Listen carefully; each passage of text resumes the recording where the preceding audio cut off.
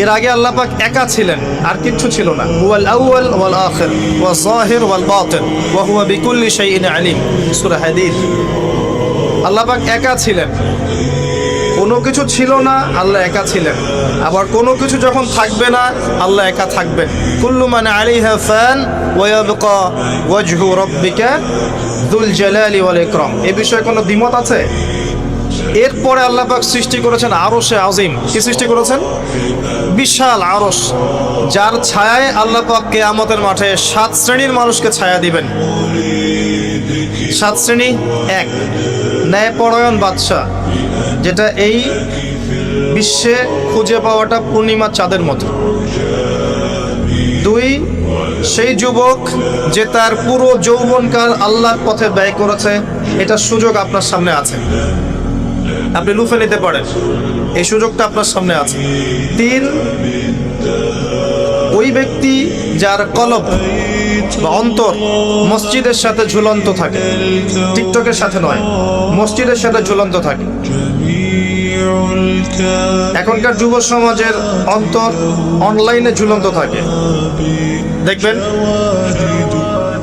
4, ওই দুই ব্যক্তি, যেই দুই ব্যক্তি পরস্পরকে শুধুমাত্র আল্লাহর জন্য ভালোবাসে। এখানে বয়ফ্রেন্ড গার্লফ্রেন্ড সম্পর্ক বোঝানো হয়নি, এই দুনিয়ার স্বার্থে জর্জরিত ভালোবাসার বাইরেও ডিভাইন একটা ভালোবাসা আছে, সেটা হচ্ছে আল্লাহর জন্য ভালোবাসা। আর যখন আপনি কাউকে আল্লাহর জন্য ভালোবাসবেন, তখন আপনি কষ্ট পাবেন না ইনশাআল্লাহ।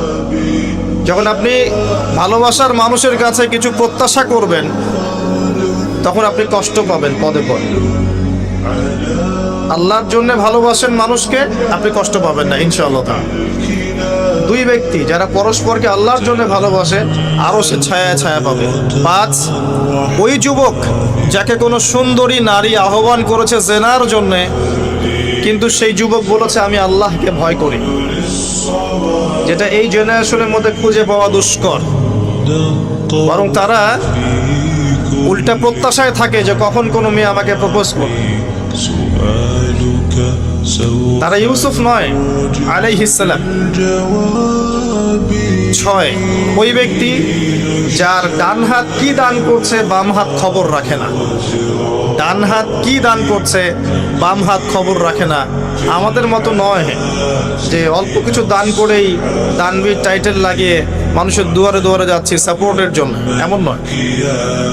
7, ওই ব্যক্তি যে নীরবে নিভৃতে আল্লাহর কথা স্মরণ করে এবং আল্লাহর কথা স্মরণ করতে করতে তার চোখ দিয়ে অশ্রু প্রবাহিত হয়।